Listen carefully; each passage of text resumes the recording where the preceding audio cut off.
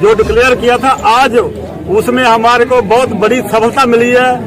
जितनी उम्मीद नहीं थी उससे ज्यादा हमारे जो पूरे देश के कोने कोने तो जथेबंदियां के प्रधान पहुंचे ने और वहां पर एक बहुत ही वधिया माहौल दे विच एक मीटिंग हुई आ जिहदे विच असीं जिहड़ी आ अडाक कमेटी बनाई आ जिहदे चेयरमैन साडे सूबेदार मेजर राठौर साहब जी को बनाया। उसके बाद जो भी पूरी मीटिंग की डिटेल है हमारे एडवोकेट साहब दसणगे, तलवार साहब दसणगे। मुझे बड़ी खुशी हो रही है आप सबके साथ में ये न्यूज साझा करते हुए कि हमारा एक सपना, हमारा एक प्लान आज एग्जीक्यूट हुआ।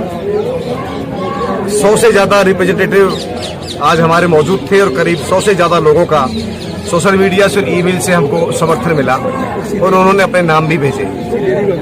इस प्रक्रिया को आगे बढ़ाते हुए एक एडहॉक कमेटी का गठन किया गया और उस एडहॉक कमेटी के जो अध्यक्ष, जो चेयरमैन बनाए गए, वो हमारे अर्जुन सिंह राठौर साहब हमारे बीच में उपस्थित हैं।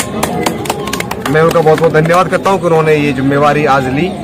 बड़े कर्मठ और बड़े एक्सपीरियंस्ड हैं वो, इस जिम्मेवारी को उन्होंने लिया और उनकी अध्यक्षता में मुझे पूरा विश्वास है कि एक बहुत अच्छा ऑल ओवर इंडिया लेवल का, जिसमें हर स्टेट के, हर जिले के, हर एसोसिएशंस को, उनके विचारों को और उनके नुमाइंदों को लेकर के उनकी सभी की सहभागिता रहेगी और एक जॉइंट एक्शन कमेटी बनेगी जो दिल्ली में रहेगी। सरकार को या आर्मी को या किसी भी संस्था को जो भी कोई हमारी डिमांड्स जवानों की जाएंगी, और ये मैं एक बात बहुत क्लियर कह देना चाहता हूं, ये एक्सक्लूसिवली जवान और जेसीओज की संस्था है। कोई भी ऑफिसर लेवल का अधिकारी या कोई ऑफिसर किसी संस्था का या हमारी कोऑर्डिनेशन कमेटी का कोई भी पदाधिकारी नहीं होगा, मेंबर भी नहीं होगा। ये जवानों की जो आवाज है, जवानों की जो डिमांड है, इसको हम मजबूती से रख सकें और सरकार हमारी बातों को सुने। सरकार जो जनरली कमेटियों को जो गठन करती है वो जनरली कमेटी बना देती है, कमेटी के जो मेंबर्स होते हैं वो ऑफिसर्स होते हैं। फिर वो बात घूम के आ जाती है, जवानों का जो अधिकार होता है, जवानों की जो डिमांड होती है, मांग होती है, वो फिर नीचे दब जाती है। तो ये जो ज्वाइंट एक्शन कमेटी है ये इस बात पे जोर देगी और ये सुनिश्चित करेगी कि जब हम अपनी मांग पत्र सरकार के पास पहुंचाएंगे, जो भी हम आंदोलन करेंगे, वो पूरा का पूरा डेमोक्रेटिक रहेगा। कहीं कुछ उसमें कानून हाथ में नहीं लिया जाएगा, संविधान के अनुसार रहेगा और फिर उसमें ये सुनिश्चित किया जाएगा कि जो भी कमेटी बने, जो जनरल हमारा ट्रेडिशन है, उसमें केवल एंड केवल सुप्रीम कोर्ट के, हाई कोर्ट्स के रिटायर्ड जजेस हों और उनको जो इनपुट्स दें, उनको जो भी हम सप्लाई करें, वो केवल जवान अपनी मांगों को सप्लाई करें, अपनी मांगों को रखें, ना कि उसमें ऑफिसर्स रहें। किसी भी कीमत पर अगर ऐसी कोई कमेटी बनाएगी गवर्नमेंट, तो हम उसको एक्सेप्ट नहीं करेंगे। हम ये सुनिश्चित करेंगे कि अब जो भी कदम उठाए जाएंगे वहां कहीं भी भेदभाव ना हो। जो भेदभाव, वन रैंक वन पेंशन ही केवल भेदभाव नहीं है, सेना में जो शोषण हो रहा है, बटमैन प्रथा है, इक्वलिटी होनी चाहिए, चाहे वो एमएसपी का है, डिसेबिलिटी है, विडो पेंशन है और बहुत सी चीजें हैं। इन सब चीजों को मद्देनजर रखते हुए ये दबाव बिल्कुल बनाया जाएगा कि इसका परमानेंटली अंत हो। इस संदर्भ में आज ये जो एडहॉक कमेटी गठन किया गया है और मुझे आशा ही नहीं, पूरा विश्वास है कि एक बहुत बड़ा आंदोलन का रूप ये कमेटी देगी और बहुत ही सुनियोजित ढंग से ये कार्य करेगी। Thank you. ये तो सर्वविदित है कि अधिसंख्य पूर्व सैनिकों के साथ में बहुत लंबे समय से शोषण चल रहा है और वो भी एक प्लान्ड वे के अंदर, ऐसा नहीं कि अनजाने में हुआ जा रहा है। जनता से टैक्स के रूप में इकट्ठा किया गया पैसा सरकारी खजाने के थ्रू जो भी पूर्व सैनिक वेलफेयर के लिए निकला,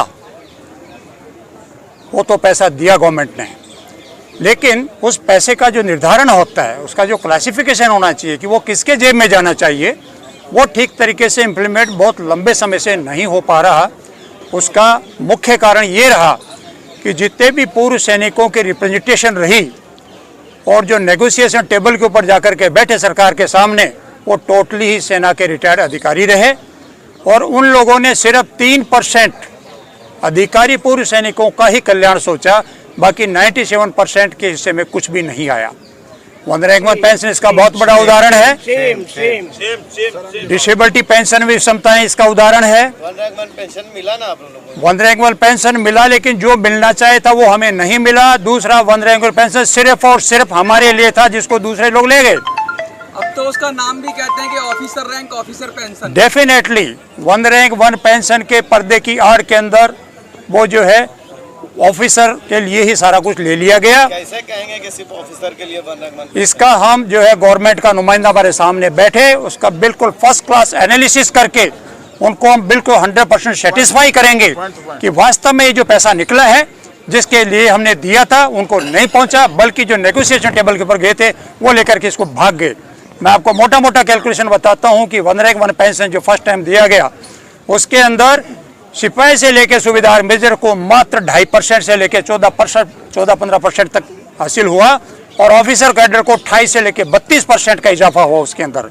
आज तक आजाद भारत के अंदर किसी पे कमीशन ने भी राइज नहीं दिया था किसी भी कर्मचारी वर्ग को, जितना कि इन 3% ऑफिसर्स ने हथिया लिया वो सारा का सारा पैसा। तो आप किसी भी स्टेज पे ये नहीं कह सकते कि वन रैंक पेंशन हमारे को दे दी गई है, बिल्कुल नहीं दी गई है। इसके लिए बहुत बड़ा अन्याय हुआ है। अन्याय का कारण मैंने आपको बता दिया है, और अब पूर्व सैनिक जो है इस चीज से ऊब चुके हैं बुरी तरीके से कि कब तक शोषण करवा करके हम मूक दर्शक बन के बैठे रहे हैं। इसी की लड़ाई के अंदर, संघर्ष के रूप के अंदर हमारी विभिन्न संस्थाएं लगी हुई थी, जिसके अंदर साबका सैनिक संघर्ष कमेटी का बहुत बड़ा अहम रोल है। और अब ये महसूस किया जा रहा था कि सरकार चूंकि ध्यान नहीं दे रही है, इतने दिनों से आज 49 डेज हो चुके हैं, उसके बावजूद भी सरकार के कान पे जो तक नहीं रेंग रही है, इससे साफ जाहिर हो रहा है कि शायद वहाँ पर भी वो किसी न किसी गलतफहमी के शिकार हैं कि शायद जो 3% लोग हमको फीडबैक दे रहे शायद सही होगा, ये लोग गलत हैं।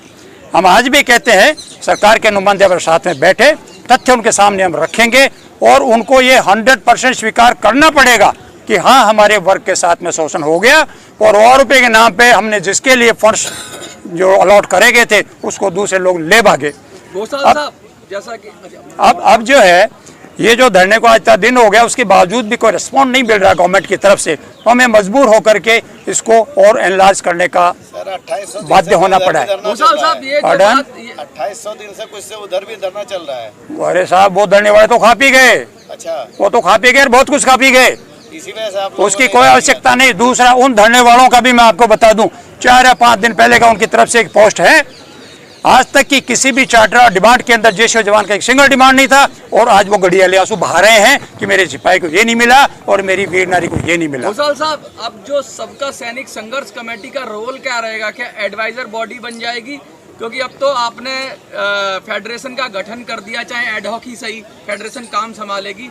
तो जो सबका सैनिक संघर्ष कमेटी जो इसकी बीज है, जो इसको आंदोलन की बीज मूल में है, अब उसका रोल का क्या रहेगा? थोड़ा उस पर आप प्रकाश डालिए। देखिए, ये जो संघर्ष किसी भी एक कमेटी का संघर्ष नहीं है। हमारे को जो हमने 20 फरवरी को दिया, धरना प्रदर्शन किया है, बहुत बड़ा एजिटेशन हुआ था, और उसका हमारा कल साबका सैनिक संघर्ष कमेटी का निर्णय था। पूरे देश की जथेबंदियों ने हमारे ऊपर विश्वास किया, हमारे को उन्होंने रिस्पॉन्सिबिलिटी दिया, तब हमने जो ये कोर्स ऑफ एक्शन लिखा। उसके बाद जो भी हमारा सहयोग मिला, पूरे देश की जथेबंदियों ने हमारे को समर्थन दिया, साबका सैनिक संघर्ष कमेटी को। लेकिन अभी हमने इस चीज की महसूस किया कि अभी हमारे को इसको संघर्ष को एनलार्ज करना पड़ेगा। इसलिए हमने जो है हमारा रोल रहेगा, हम यहाँ से भागे नहीं, जैसे कि दुष्प्रचार हो रहा है कि साबका सैनिक संघर्ष कमेटी भाग रही है। नहीं, हमने एक साझा प्लेटफॉर्म तैयार किया, जो हमारा पहले से हमारे मन की जो मनसा थी कि हम 2018 से हमने शुरू किया हुआ था एक्शन। हमारे एडवोकेट साहब ने जो पहले से हमारी प्लानिंग था, लेकिन अभी वो हमारी प्लानिंग हमारी जड़ी उसको बूर पड़ा, तो हमने आज जो एडहॉक कमेटी बनाई है।